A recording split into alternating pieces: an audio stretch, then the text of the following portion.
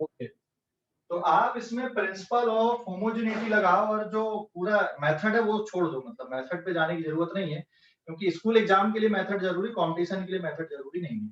सीधे सीधे देखो। हाँ, जब आप सॉल्व कर रहे हैं इसको ना, तो सॉल्व करने का तरीका क्या आएगा? इसको सॉल्व करने का तरीका ये कि सबसे पहले आप यहाँ पे देखो ये टर्म, तो ct प्लस एक्स बराबर है ct प्लस एक्स।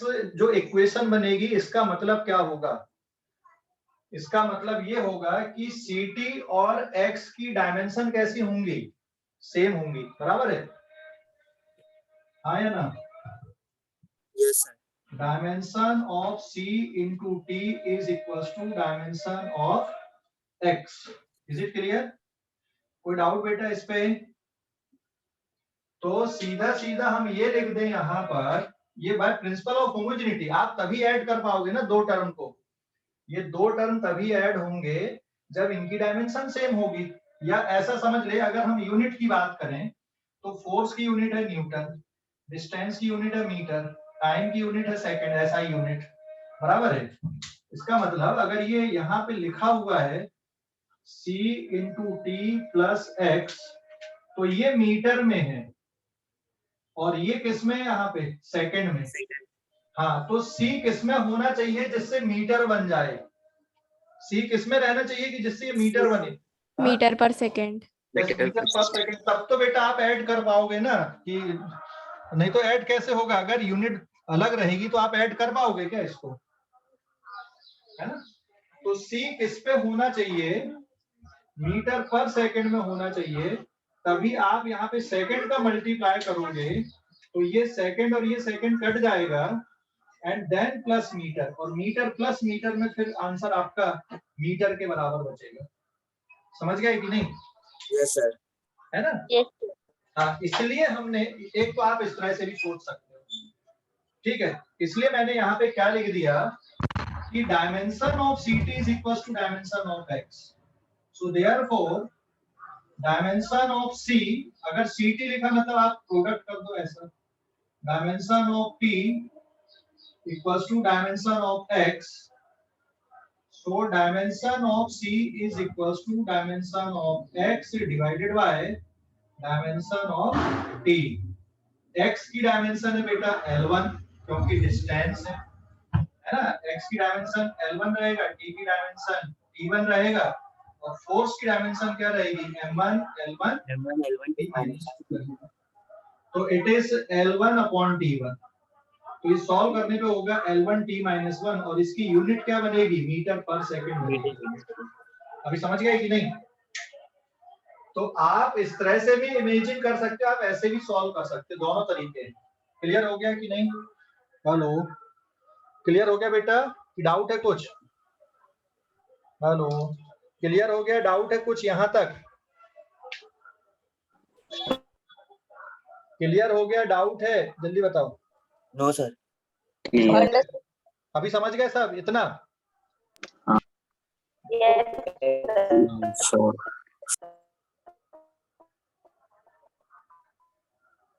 इतना समझ में आ गया ना? इतनी स्टेप? हाँ, यस सर। अभी इसमें आप लोग एक बात ध्यान रखो कि हमको मैथमेटिकली इतनी सारी स्टेप्स करने की जरूरत नहीं है।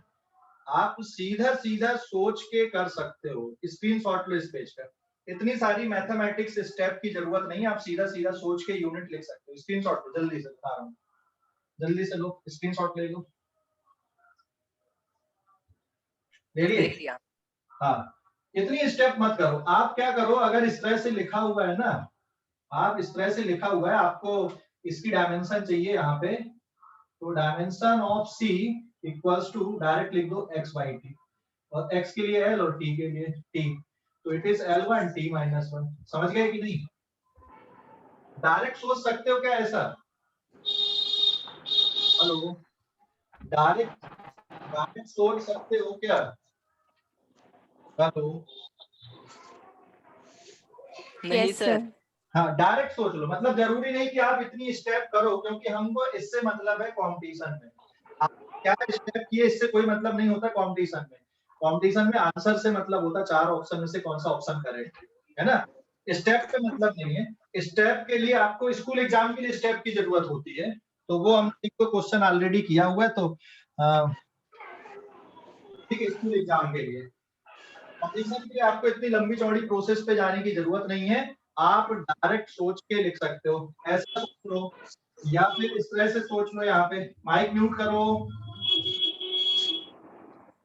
ऐसा लिख दो, तो C किसके बराबर हो जाएगा, एक्स वाई टी के लिए L, T के लिए T बराबर है, तो ओवरऑल हो गया L1 T माइनस 1।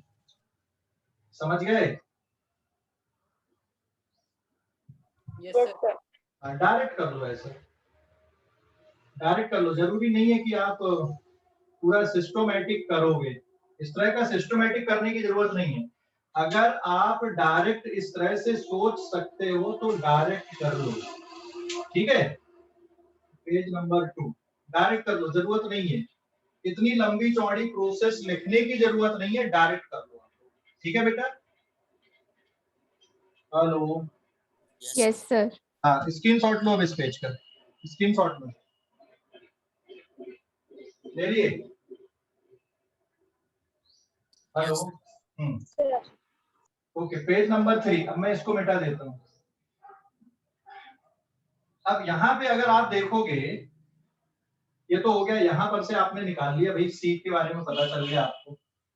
अब बचा ये पूरे टर्म पे, यहाँ पे पेज नंबर 3, तो F और A सेम डायमेंशन, इसी तरह से F और A डिवाइडेड बाय या तो X लिख दो या फिर F A divided by C into T लिख दो। तो प्रोडक्ट वाला अगर आप लिख रहे हैं, सॉरी B अपॉन X,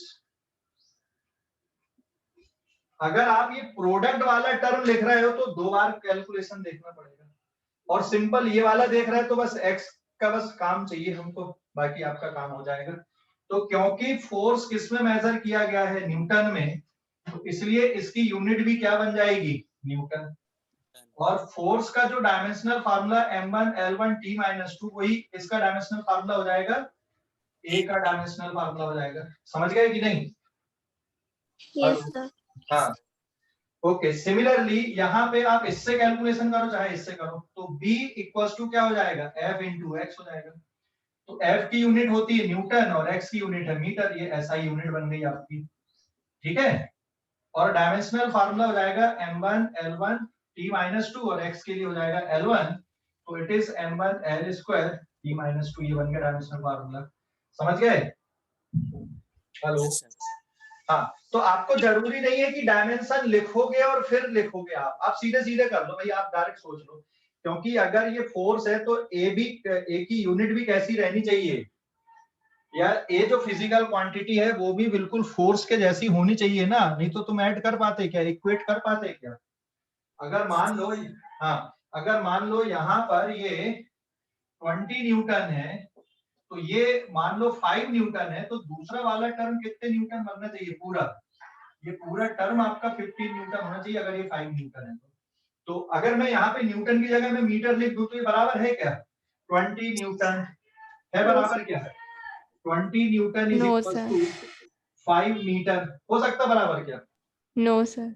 नहीं हो सकता, ये गलत है। मतलब अगर ये 20 न्यूटन है तो यहाँ भी न्यूटन में ही होना चाहिए, मतलब इसकी जो यूनिट है, जो डायमेंशन है, वो बिल्कुल इसके जैसे होनी चाहिए, तभी ऐसा लिखा गया है। और ये कंबाइंड टर्म, ये पूरा कंबाइंड टर्म है, ये पूरे कंबाइंड टर्म की जो यूनिट है वो फोर्स के जैसी रहनी चाहिए। समझ गए? Hello, yes sir. Okay, screenshot लो और क्वेश्चन देखते हैं अपन, स्क्रीनशॉट लो स्क्रीन जल्दी से, ले लिए? हाँ सर। Yes sir. अभी इस पे बताना आप, एक सीधा सीधा हम ले रहे हैं एक क्वेश्चन, आप फटाफट ऐसे फटाफट आप लोग अब यूनिट और डायमेंशन कैलकुलेट करोगे, मतलब जरूरी नहीं कि आप लिखो, स्टेप लिखो, ये जरूरी नहीं है, वो स्कूल एग्जाम के लिए ऑलरेडी सीख रहे, सिंपल सिंपल क्वेश्चन है ना। अब एक और एग्जांपल मैंने लिखा, suppose S is equals to A plus BT plus CT square plus DT cube, ये इक्वेशन है कोई, where S यहाँ पे डिस्प्लेसमेंट है, ठीक है, S इज डिस्प्लेसमेंट और T क्या है यहाँ पे, टाइम है। Then find dimension and SI unit of A B C D। ये जो कांस्टेंट टर्म यहाँ पे लिखे गए हैं इनकी डायमेंशन और SI यूनिट बतानी है, समझ गए ना?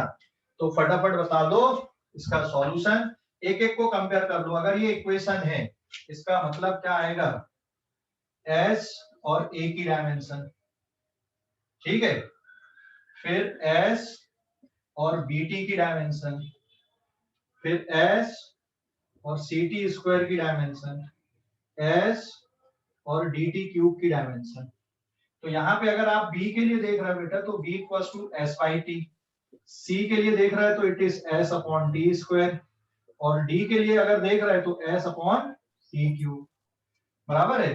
क्योंकि S डिस्प्लेसमेंट है तो डिस्प्लेसमेंट का डायमेंशनल फार्मूला होता है L1 या m to the power 0 L to the power 1 T to the power 0। तो यही इसका डायमेंशनल फार्मूला हो गया। और क्योंकि इसकी यूनिट SI यूनिट कौन सी होती है, मीटर, तो यही इसकी क्या है, SI यूनिट है। समझ गए कि नहीं? Yes, sir. है ना? सिमिलरली अब यहाँ पे देखो B के लिए, तो B के लिए इसकी SI यूनिट मीटर पर सेकंड बन जाएगा। और डायमेंशनल फार्मूला अगर आप देखोगे तो डायमेंशनल फार्मूला इसके लिए L/T1, तो इट इज L1 T-1, ये डायमेंशनल फार्मूला बन गया। समझ गया बेटा? कोई डाउट? ऐसे C के लिए देख लो तो it is metre upon second square हो जाएगा, और डायमेंशनल फार्मूला L1/T स्क्वायर मतलब L1 T-1 T to the power -2. Okay. ऐसे D के लिए देख लो, D की यूनिट क्या बन जाएगी बेटा, यहाँ पे D की यूनिट क्या बनेगी, मीटर पर second T cube, to the power -3. तो इट इज L1/T क्यूब, तो it is L to the power 1 T to the power -3। लेकिन स्कूल एग्जाम में ऐसा लिखोगे तो मार्क नहीं मिलेंगे, बात समझ गए? लेकिन हमें कंपटीशन में सिर्फ ऑप्शन से मतलब होता है। जैसे ऑप्शन बन गए आपके, जैसे इस क्वेश्चन में 4 ऑप्शन आ गए A B, जैसे 4 ऑप्शन दिए हुए हैं, है ना, इसके 1 2 3 ये 4, ये 4 ऑप्शन दिए हुए। अब बोल दिया कि डायमेंशन ऑफ B की dimension L1 T-1, L1 T-2, L1 T-3 और L1, बस इतना दे दिया। तो डायमेंशन ऑफ B कौन सा ऑप्शन करेक्ट है इसमें? First one. First L1 T-1. L1 T-1। तो आपको इस तरह से डायरेक्ट देख के करना, मतलब जरूरी नहीं है कि आप भाई पूरी स्टेप करो या इस तरह से देखो, हमको तो इससे मतलब होता है। अब आपने उसको कैसे निकाले, सिस्टमैटिक निकाले, स्टेप बाय स्टेप निकाले, उससे कोई लेना देना है क्या? है क्या कुछ लेना देना? No, sir. No, sir. नहीं है, है ना? तो हमको तो इससे मतलब, यहाँ पे कंपटीशन में फाइनल आंसर से मतलब है। आपने कैसे निकाले, एरो लगाए, क्या किए, क्या लेना देना, हमको निकालते बनना चाहिए, ये रहता है कंपटीशन में। लेकिन स्कूल एग्जाम में आप ऐसा लिखोगे आपको मार्क नहीं मिलेंगे। स्कूल एग्जाम के लिए कैसा लिखना पड़ेगा आपको? स्कूल एग्जाम वो भी लोकल एग्जाम है 11th क्लास का, है ना? तो स्कूल एग्जाम में अगर आपको लिखना है तो स्क्रीनशॉट लो जल्दी से, स्क्रीनशॉट ले लो जल्दी से, ले लिए? Yes, sir. Yes, sir. Okay. School exam में अगर आपको लिखना तो फिर इसकी कहानी इतनी सी नहीं है, फिर तो आपको पूरा सिस्टमैटिक लिखना पड़ेगा। अब सिस्टमैटिक कैसे लिखोगे, पेज नंबर 5, स्कूल एग्जाम में लिखने के लिए इसका सॉल्यूशन ऐसे बनेगा, बाय, ये पूरा लिखना पड़ेगा, बाय प्रिंसिपल ऑफ होमोजेनिटी, ये लिखना पड़ेगा। और कंपटीशन में आपके पता होना चाहिए, आपके दिमाग में रहना चाहिए प्रिंसिपल ऑफ होमोजेनिटी, वहीं से लिखा गया था ये, by principle of homogeneity dimension of S is equals to dimension of A equals to dimension of BT equals to dimension of CT square equals to dimension of DT cube. अब दो दो को इक्वेट करके लिखते जाओ, पहले इन दोनों को इक्वेट कर लो, फिर इसको इक्वेट कर लो, फिर इसको इक्वेट कर लो, है ना, फिर इसको इक्वेट कर लो, ऐसे इक्वेट कर लो। ये बनाना नहीं होता है ऐसा, स्कूल एग्जाम में भी ऐसा नहीं लिखते हैं, है ना, इस तरह से नहीं बनाते ड्राइंग ऐसी। तो क्या आ जाएगा यहाँ पे dimension of A, therefore dimension of S किसके बराबर होता है L1, तो इक्वल्स टू क्या आ गया डायमेंशन ऑफ ए, फिर यहाँ पे डायमेंशन ऑफ बी और टी की डायमेंशन हो जाएगी बेटा टी, फिर डायमेंशन ऑफ सी और टी स्क्वायर की डायमेंशन हो जाएगी टी स्क्वायर, ठीक है, फिर यहाँ पे dimension of D and it is T cube. तो ए के लिए तो L1 आ गया, बी के लिए L1 अपॉन T1 हो जाएगा, सी के लिए L1 अपॉन टी स्क्वायर हो जाएगा। तो इस तरह से बनाना पड़ेगा आपको, समझ गए कि नहीं? सर ये स्टेप फिर से बताएं, क्या बेटा? ये स्टेप फिर से रिपीट करें। आवाज नहीं आ रही है बराबर, क्या बोल रहे हैं? सर ये स्टेप रिपीट करें ना। माइक को पास में ले जाके बोलना।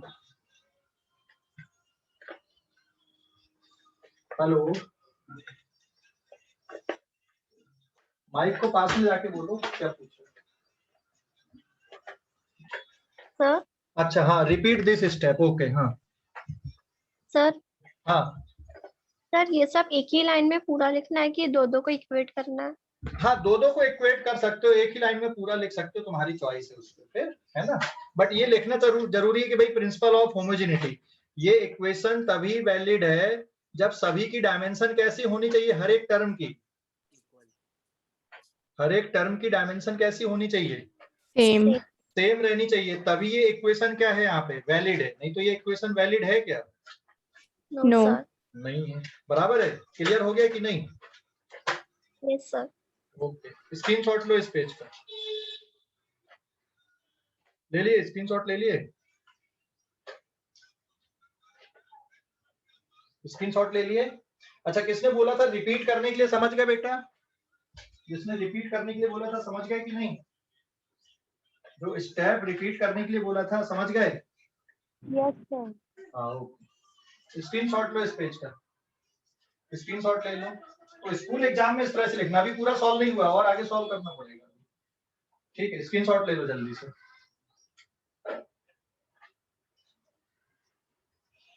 अब क्वेश्चन में मैं इस तरह से ले लेता हूँ, यहाँ पे कभी कभी नंबर भी दिए रहते हैं, यहाँ पे पेज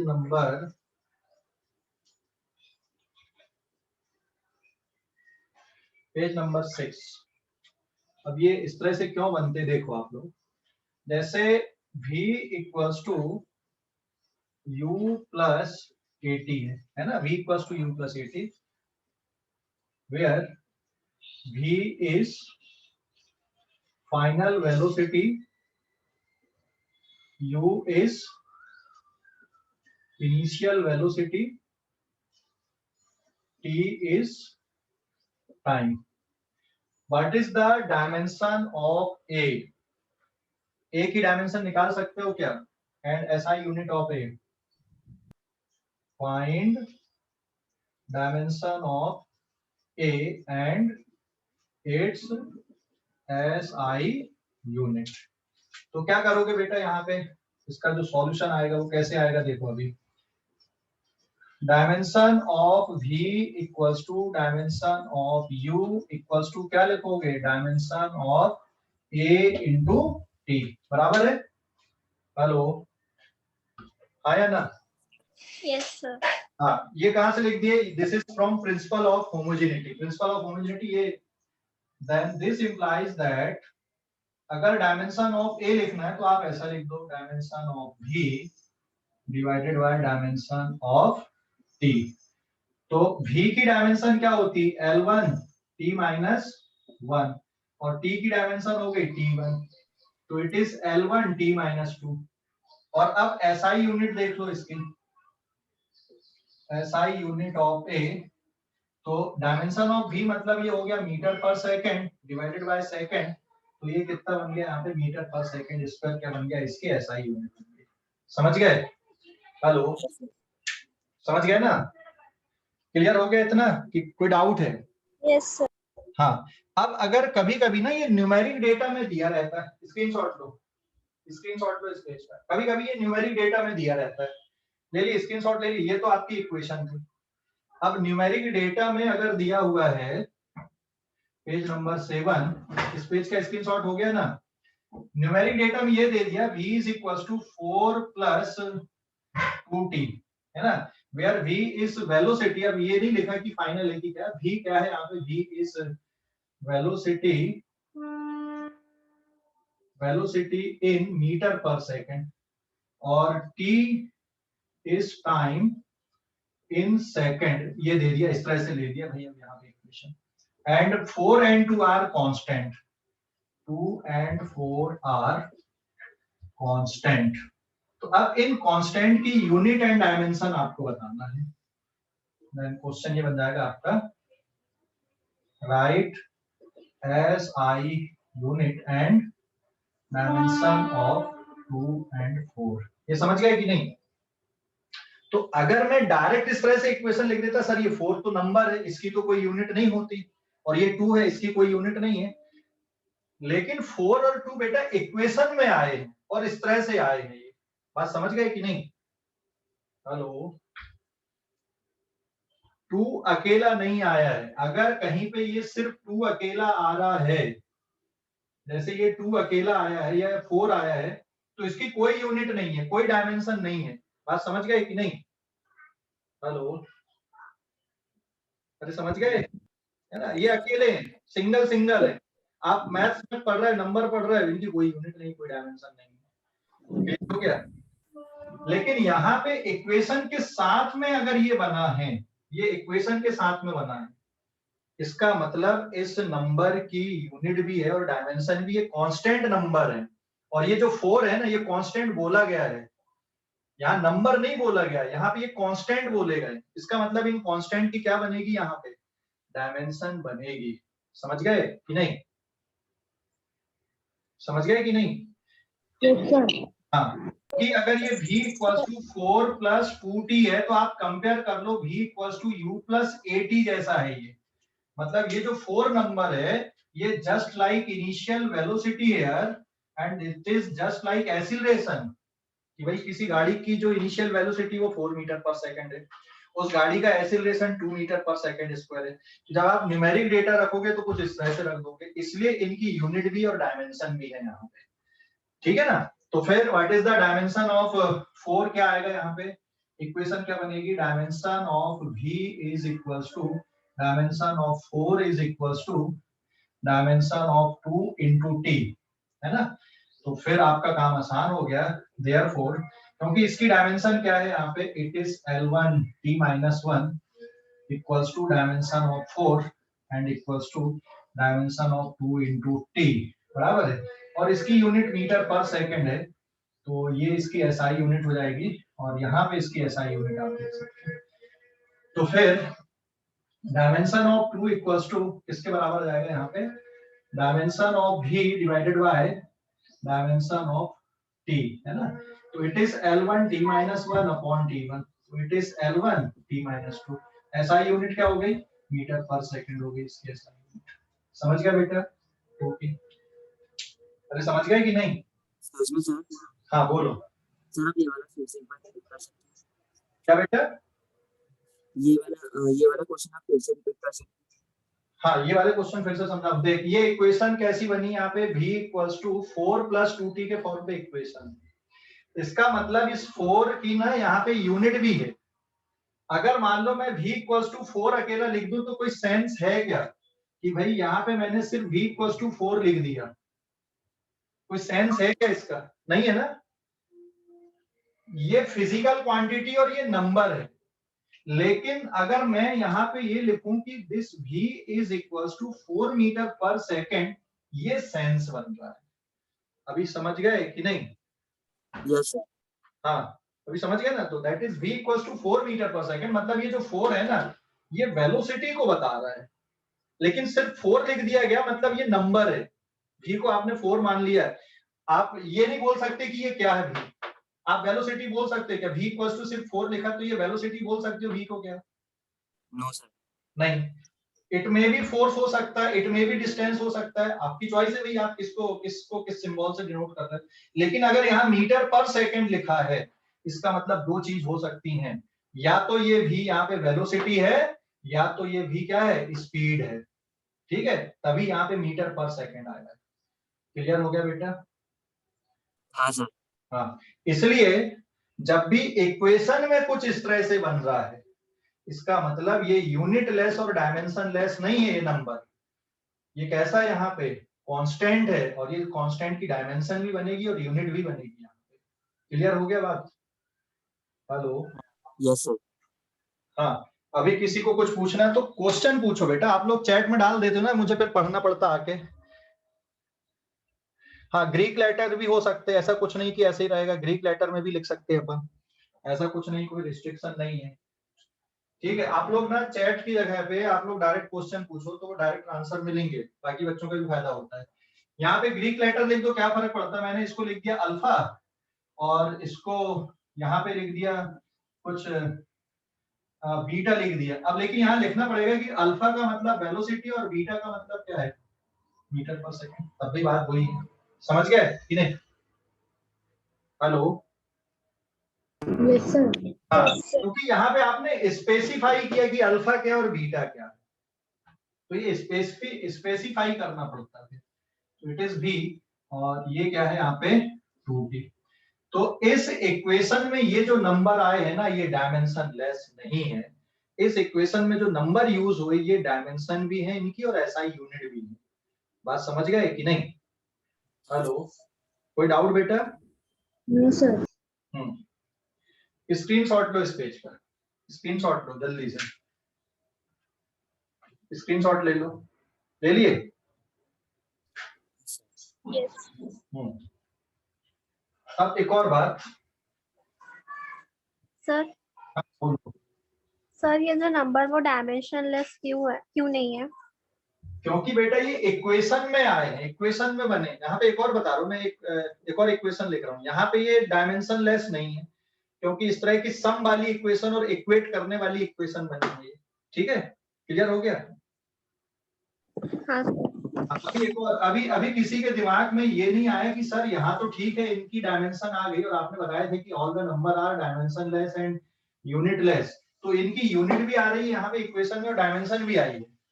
बिल्कुल सही है। अभी एक और चीज बताता हूँ, देखो अभी पेज नंबर 8। अब अगर मैं यहाँ पे काइनेटिक एनर्जी लिख दूं and it is half of mv², यहाँ पे ये हाफ डायमेंशन लेस है, पता है कि नहीं? इसमें ये जो हाफ है ये कैसा है, ये है डायमेंशन लेस यहाँ पे। लेकिन यहाँ पे ये 4 की डायमेंशन है L1t-1, ये 2 की डायमेंशन है L1t-2, ये v की डायमेंशन है L1t-1। समझ गए ना? Excuse me sir. हाँ बोलो। सर अगर 4 के साथ अगर हम मीटर पर सेकंड लगाते तो उसके डायमेंशन बनेगा? क्या बेटा? अगर हम 4 के साथ 4 मीटर पर सेकंड लगाते हैं तो ही उसके डायमेंशन बनेगा? हाँ, अगर हम 4 के साथ में मीटर पर सेकंड लिखेंगे तभी वो सेंसेबल बनेगा, नहीं तो नहीं बनेगा ना वो। ऐसा थोड़ी होगा बेटा कि यहाँ पे आपने क्या कर दिया, जैसे अगर मैंने यहाँ पे लिख दिया, मान लो इट इज 6 मीटर पर second, it is only 4, it is 2, है ना? और यहाँ पे जैसे ये t है तो t की जगह पे मान लो मैंने 3 सेकंड लिख दिया, तो ये इक्वेशन सही है कि गलत है? ये सही है सर गलत? गलत है। गलत है, बराबर है ना? क्यों गलत हो गई है? या मान लो मैं यहाँ पे कितना लिख दूं, 2, ये जैसे 6 बना रहा था, सॉरी इसको 12 बनाता हूँ, ये 4 हो गया और ये 3 2 जा 6, 4 2 जा 8, चलो ये 4 सेकंड ले लिया मैंने मान लिया, तो ये तो गलत हो गया ना। 4 2 जा 8 प्लस 12 ठीक है, मैथमेटिकली ठीक है कि ये पॉसिबल है, it is 4 12 is equal to 4 plus 2 into 4, mathematically ठीक है ना? लेकिन इसके अकॉर्डिंग अगर आपने यूनिट पुट कर दिए तो ये सही है गलत है? ये सर गलत गलत। है ना? आपको इसके साथ में क्या लिखना पड़ेगा, it is 12 metre per second, it is 4 metre per second, it is 2 metre per second square into 4 second, बराबर है कि नहीं? क्योंकि अब 1 सेकेंड से ये 1 सेकेंड कटेगा तो मीटर पर सेकेंड बचेगा। तो ये सही है और ये गलत है। यहाँ पे ये सही है, ये है सिर्फ मैथमेटिकल इक्वेशन, और ये कौन सी इक्वेशन, ये फिजिकल इक्वेशन है ये वाली, और ये फिजिकल इक्वेशन अगर इस तरह से लिखी गई है तो ये गलत है। अभी समझा कि नहीं? हाँ सर। हाँ, तो नंबर का खेल भी समझो यहाँ पे यूनिट और डायमेंशन के लिए। अगर ऐसा लिखा तो ये सही है, बिल्कुल सही है।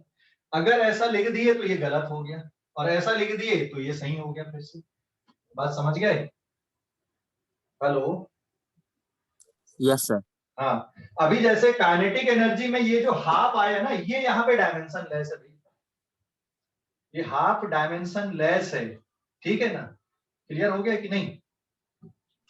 सर हाँ बोलो।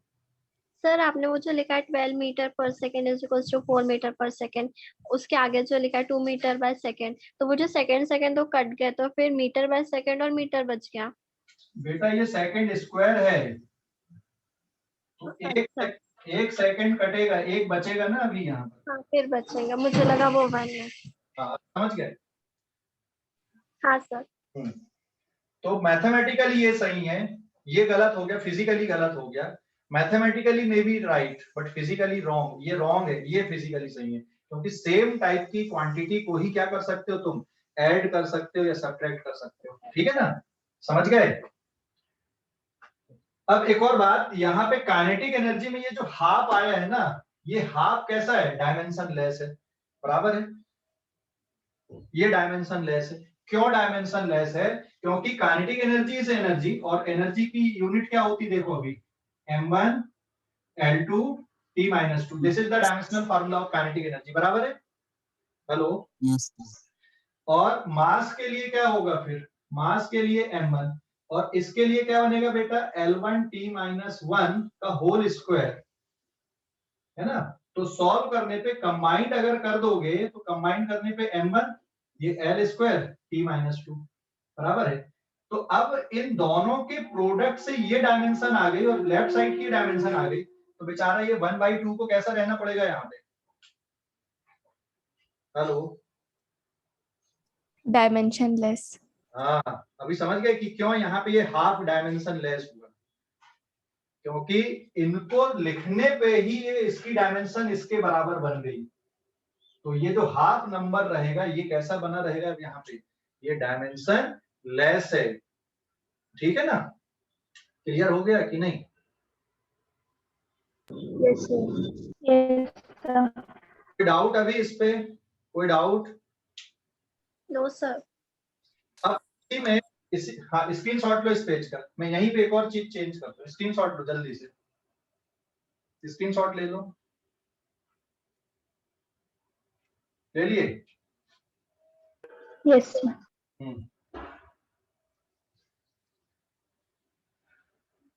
इसी में पेज नंबर 9, अगर मान लो कोई ऑब्जेक्ट हम लेते हैं, जैसे यहाँ पे let mass is equal to 4, चलो इसको मैंने ले लिया यहाँ पे 6 kg। तो अब काइनेटिक एनर्जी का जब फार्मूला आप लिख रहे हो, it is half of m of v square, half of सिर्फ 6 लिख दिए और ये v स्क्वायर लिख दिए, तो फिर ये हो जाएगा 3v स्क्वायर। अभी ये बताओ मुझे, ये जो 3 है ये डायमेंशन लेस है कि डायमेंशन वाली क्वांटिटी है? ये 3 डायमेंशन लेस है कि डायमेंशन वाला है ये? सर डायमेंशनल वाला है। अब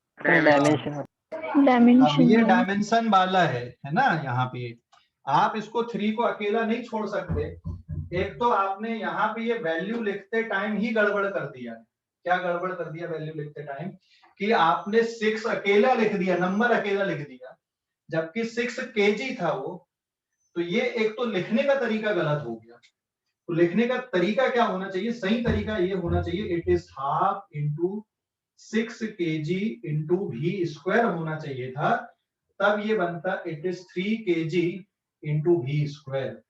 अब ये जो नंबर आ रहा है यहाँ पे 3, ये डायमेंशन वाला नंबर है, जबकि यहाँ पे 1/2 कैसा डायमेंशन लेस वाला है। तो नंबर का यूज करते टाइम भी हमको केयरफुल रहना है। मैथमेटिकली नंबर यूज हो रहे तो वो डायमेंशन लेस होते। बात समझ गए कि नहीं? हेलो? मैथमेटिकली नंबर अगर यूज हो रहे तो वो Yes, sir. डायमेंशन लेस है, लेकिन फिजिकल इक्वेशन में नंबर यूज हो रहे हैं तो वो डायमेंशन वाले भी हो सकते हैं और डायमेंशन लेस भी हो सकते हैं। समझ गए? हेलो? हाँ सर। हाँ, अगर आप कोई न्यूमेरिकल वैल्यू रख दे रहे हो किसी फिजिकल क्वांटिटी की, तो वैसे इस तरह से इक्वेशन लिखना गलत होता है। क्यों गलत होता है? अगर किसी ने इस तरह की इक्वेशन रिपोर्ट किया तो वो गलत है नोटेशन, क्योंकि यहाँ पे उसको बताना पड़ेगा बेटा कि ये 4 मीटर पर सेकंड में लिखा गया है कि सेंटीमीटर में लिखा गया है कि किस में लिखा गया है। सिर्फ खाली पीली 4 अकेला लिखने से वो गलत होता है, समझ गए ना? ऐसे ये 2 के साथ में लिखना चाहिए।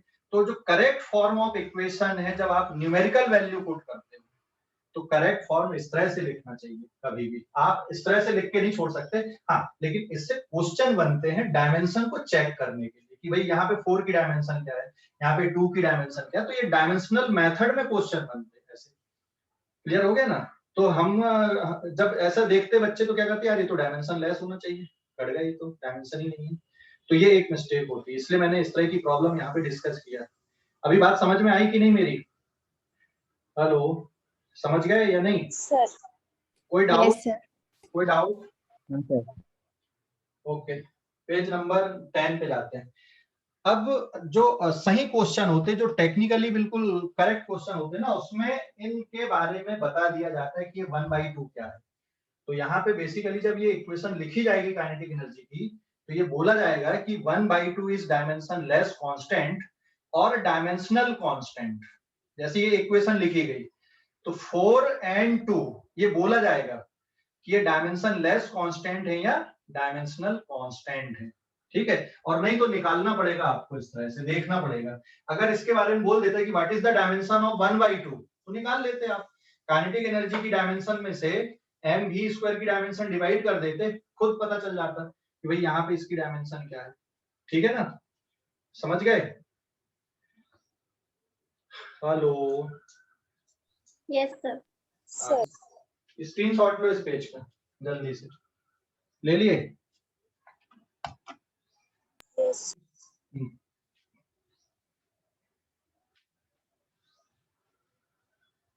तो बेसिकली जब इस तरह से इक्वेशन लिखी जाती है, न्यूमेरिकल डेटा को साथ में लिखकर अगर इक्वेशन लिखी जाए तो सिर्फ नंबर के साथ में नहीं लिखो, उनको पूरा लिखो, तब बढ़िया रहता है। This is page number 10। जैसे मान लो आपने ये किसी व्हीकल के लिए इक्वेशन लिख रहे हो, जैसे काइनेमेटिक्स की इक्वेशन आप लिख रहे हो, ये इसकी initial velocity it is 4 metre per second और ये इसका एक्सीलरेशन है 2 मीटर पर सेकेंड स्क्वायर। तो आप इक्वेशन लिख रहे हो v equals to u plus at। और अब आप अगर न्यूमेरिक डेटा पुट कर रहे हो तो कभी भी कैसा लिखना चाहिए, v equals to 4 plus 2t। ये लिखना गलत होता है।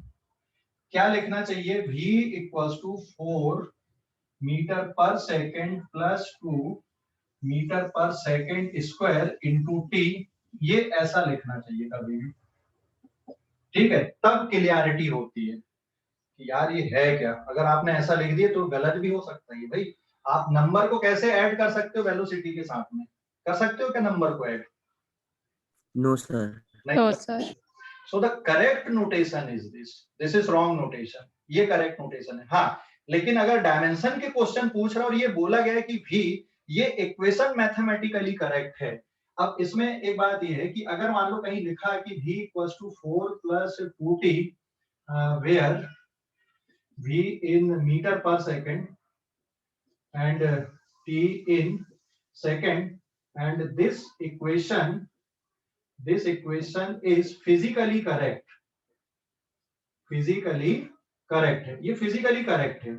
then find dimension of 4 and 2। तो ये वर्ड बोला गया कि फिजिकली करेक्ट है, मतलब जिस स्टूडेंट ने इक्वेशन लिखा उसने ये मिस कर दिया यहाँ पे इसकी यूनिट लिखना और इसकी डायमेंशन के बारे में सोचना, बट फिजिकली करेक्ट लिखा तो आप निकाल सकते हो। लेकिन अगर ऐसा लिख दिया भाई v equals to 4 plus 2t, तो this equation may be physically correct और इनकरेक्ट। अगर किसी ने नंबर ऐड कर दिया तो गलत हो गई, लेकिन अगर ये 4 मीटर पर सेकेंड में तो ये सही है। समझ गए? हेलो, हाँ सर। हाँ, यस सर। तो नंबर का खेल समझ में आ गया। इक्वेशन में जब नंबर यूज करते हैं तो कहाँ पे गड़बड़ करते हैं बच्चे? Yes sir. ओके, स्क्रीनशॉट ले लो अभी जल्दी से,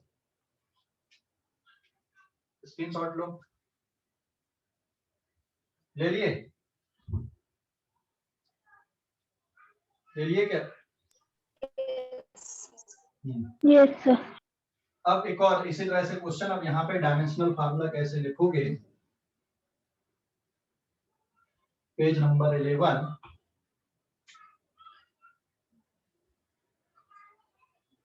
पेज नंबर 11 देखो, P is pressure, pressure is equals to, इस तरह से दिया हुआ है ये, A plus B upon area, ठीक है, where P is pressure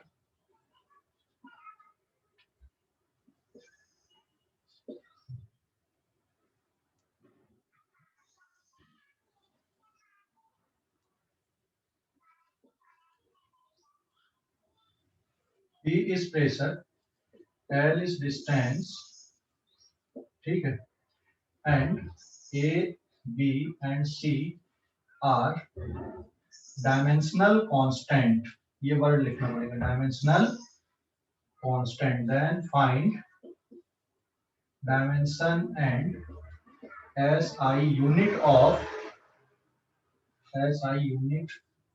A, B and C। Question समझ गए? ये एक इक्वेशन लिखी हाँ गई सर। है ना। तो P is pressure air and L is distance. अब A B C क्या है यहाँ पे? कांस्टेंट है, डायमेंशनल कांस्टेंट है ना। तो चलो इनकी SI यूनिट और डायमेंशन बताना है, कैसे बताओगे? अब फटाफट कहाँ से स्टार्ट करोगे? जब भी इस तरह के क्वेश्चन आते हैं ना जिसमें न्यूमरेटर भी है डिनोमिनेटर में, तो सबसे पहले कहाँ से चालू करो? यहाँ से चालू करो, डिनोमिनेटर से लेकर, ठीक है। हेलो, समझ गए? सबसे पहले कहां से चालू करना है? डिनोमिनेटर से देख के चालू करना है। तो सबसे पहले हम अगर यहां से प्रोसीड करें बेटा, तो कितना आ जाएगा? C की डायमेंशन L स्क्वायर, तो इट इज L स्क्वायर, और यूनिट क्या बन गई इसकी? Metre square. हो गया? हाँ या ना? अरे समझ गए कि नहीं? C के बारे में पता चल गया? हेलो, C के बारे में पता चल गया कि नहीं? Yes sir. हाँ, अब किसके बारे में देख लो? A तो डायरेक्ट हो जाएगा, A डायरेक्ट हो जाएगा ना। A किसके बराबर? P। P is pressure, pressure मतलब force upon area, it is m1 L1 T minus 2 upon L square, तो it is m1 L minus 1 T minus 2, और इसकी SI यूनिट क्या होगी? Newton per metre square, that is collectively pascal. तो A भी निकल गया। अब कौन सा बचा? B। तो यहां पे लिखना B upon L square plus C, ये प्रेशर के इक्वल है, तो B डायरेक्ट लिख देना P इंटू L स्क्वायर। मैंने इक्वल टू नहीं लिखा, दोनों में फर्क होता है। B equals to P into L square, ये नहीं है, मैंने इंप्लाइज करके लिखा समझने के लिए। ये थोड़ी है भाई, यहाँ पे जब क्रॉस मल्टीप्लाई करोगे तो L स्क्वायर में भी होगा और C में भी होगा, लेकिन वो हम वैसा थोड़ी कर रहे हैं। हमको तो जैसे मीटर प्लस मीटर अगर आप ऐड करते हो तो मीटर ही होता है। एक बात ध्यान देना, आपने मीटर प्लस मीटर लिखा तो मीटर ही होगा, 2m नहीं होगा। यूनिट अगर आप ऐड कर रहे हो, जैसे मीटर प्लस मीटर आपने यूनिट ऐड किया, metre plus metre is again metre, लेकिन 2 मीटर प्लस 3 मीटर किया तो आंसर इज 5 मीटर। बात समझ गए कि नहीं? हेलो, अरे समझ गए कि नहीं? हाँ। Yes sir. अब यहाँ पे ये मत समझना सर यहाँ पे 1 मीटर है, यहाँ पे 1 मीटर है तो हम 2 मीटर लिख देंगे। मैंने ये बोला कि भाई मीटर और मीटर का मतलब ही मीटर है, metre plus metre metre, metre minus metre metre, ठीक है ना। So B is not equals to P square L square, B is proportional to, या फिर B आप इस तरह से लिख लो समझने के लिए शॉर्टकट में। तो फिर ये किसके बराबर बन गया यहाँ पे? क्योंकि प्रेशर किसके इक्वल होता है? फोर्स अपॉन एरिया के इक्वल होता है, इसलिए इसकी डायमेंशन किसके बराबर बन जाएगी यहाँ पे? ये हो जाएगा फोर्स अपॉन एरिया, और ये हो जाएगा L स्क्वायर, ये कट गया। तो B की डायमेंशन किसके बराबर आ गई यहाँ पे? B की डायमेंशन बोलो जल्दी से, B की डायमेंशन किसके इक्वल आ गई?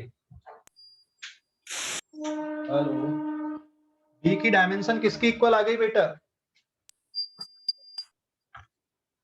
अच्छा ठीक है, स्क्रीनशॉट लो, फिर से बता रहा हूं मैं इसको, स्क्रीनशॉट लो जल्दी से, स्क्रीनशॉट ले लो, स्क्रीनशॉट ले लो, ले लिए? Yes sir. हाँ, अभी ये बताओ, ये यहां तक समझ गए? सी की डायमेंशन समझ गए आप लोग? सी की डायमेंशन और उसकी यूनिट समझ गए? Yes sir. ए की डायमेंशन और यूनिट समझ गए? सर नहीं समझा सी का। नहीं सर, सी एक का का नहीं समझा? No sir.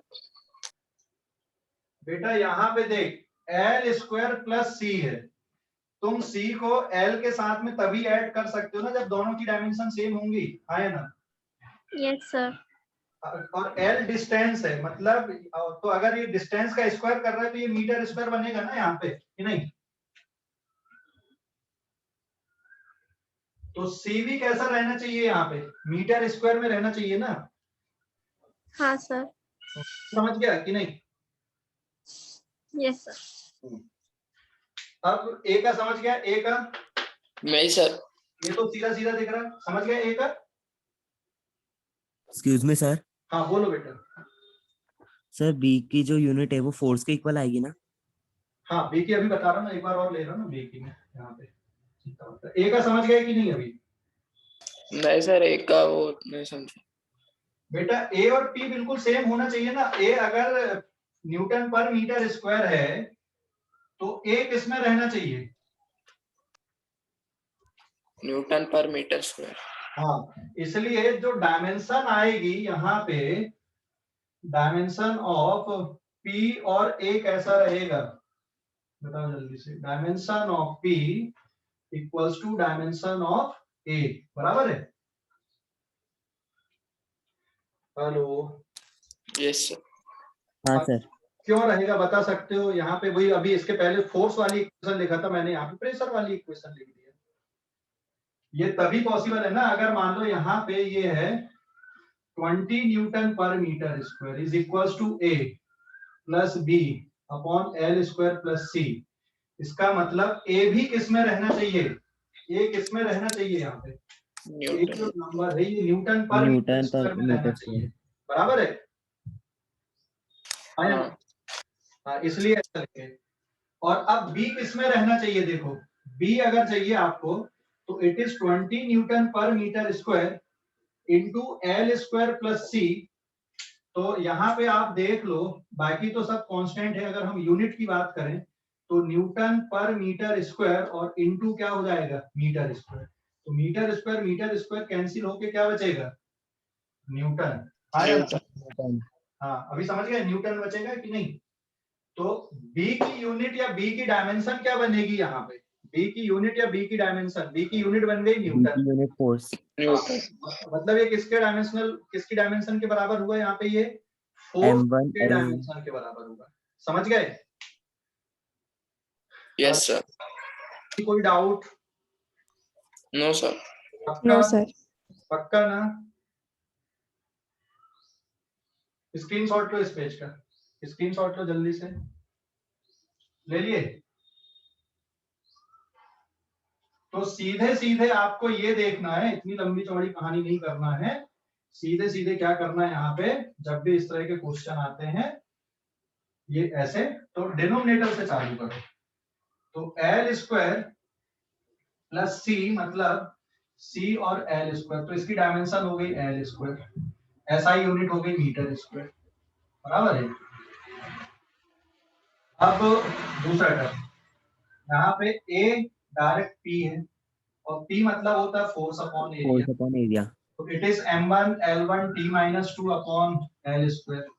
तो it is m1 l minus 1 t minus 2। Unit क्या बन जाएगी बेटा? Newton per metre square. ठीक है, ये फर्स्ट हो गया, ये सेकंड हो गया। अब किसको चाहिए? यहाँ पर चाहिए। तो तीसरा पॉइंट आ जाएगा b upon l square plus c, ये p है। तो डायमेंशन चेक कर रहे हैं हम लोग, हमको प्लस और माइनस से मतलब नहीं है यहाँ पे बहुत ज्यादा। तो ये b इसके बराबर हो जाएगा p इंटू एल स्क्वायर। तो it is force upon area into L square, बराबर है? समझ गए ना? तो फोर्स डिवाइडेड बाय, फोर्स के लिए dimensional formula m1 l1 t minus 2 upon L square. फिर से एल स्क्वायर कट गया, तो इट इज m1 l1 और कितना आ गया फिर ये, समझ गए? किसके बराबर बच रहा है? m1 l1 t माइनस 2, मतलब किसके इक्वल हो गया? फोर्स के इक्वल। तो ऐसा यूनिट क्या बन गई इसकी? न्यूटन बन गई। ऐसे सॉल्व कर दिए, समझ गए? न्यूटन। हाँ, समझ गए कि नहीं अभी? हेलो, यस अभी कोई डाउट? Yes sir. ठीक है, स्क्रीनशॉट ले लो इस पेज का, है ना? ले लिए? Hello, yes sir. ओके।